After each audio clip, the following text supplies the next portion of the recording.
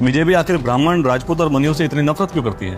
13 जनवरी को यूजीसी द्वारा रिलीज किए इस गैजेट पर एक बार नजर डाले। इस डॉक्यूमेंट में कई नियम बनाए गए हैं जिससे यूनिवर्सिटीज और कॉलेज कैंपस में होने वाले जातिगत भेदभाव को रोका जा सके।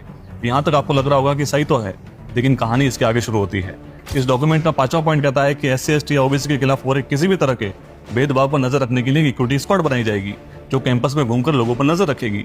ये नियम सीधा सीधा सामान्य वर्ग के बच्चों के लिए ब्लैकमेलिंग, हरासमेंट और शोषण का कारण बनेगा।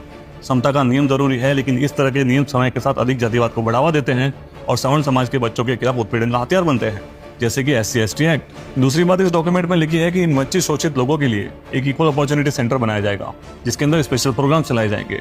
और इसी AOC के अंदर एक इक्विटी कमेटी बनाई जाएगी जो SC, ST और OBC के साथ किसी भी तरह के भेदभाव की शिकायत पर जांच करेगी।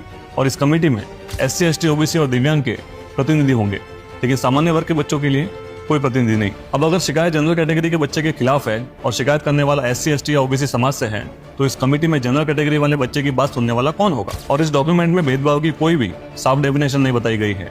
इसका मतलब ये हुआ कि अगर SC, ST और OBC समाज के किसी बच्चे को किसी टीचर या स्टूडेंट के किसी बात का बुरा लग जाए तो वो कंप्लेन कर सकता है और उसके खिलाफ कार्रवाई की जाएगी। इन नियमों के नकारात्मक प्रभाव क्या होंगे वो भी मैं आपको बता देता हूँ। इन नियमों के अनुसार शिकायत करने वाले व्यक्ति की पहचान गुप्त रखी जाएगी। इसका दुष्परिणाम ये होगा कि अब कोई भी अपनी निजी दुश्मनी निकालने के लिए भी फर्जी कंप्लेन कर सकता है। ये लोग कॉलेज कैंपस में आपके भगवान पर कोई भी फर्जी टिप्पणी कर सकते हैं। अगर आपने पलट कर जवाब दिया तो आप पर भेदभाव का आरोप लगाकर कार्रवाई की जा सकती है। 5000 वर्षों के शोषण की कहानियां बेचकर इसी तरह सवर्ण समाज को निशाना बनाया जाएगा और इस तरह के कानून देश के एक बहुत बड़े वर्ग को मानसिक प्रताड़ना और नरसंहार की ओर ढकेल रहे हैं।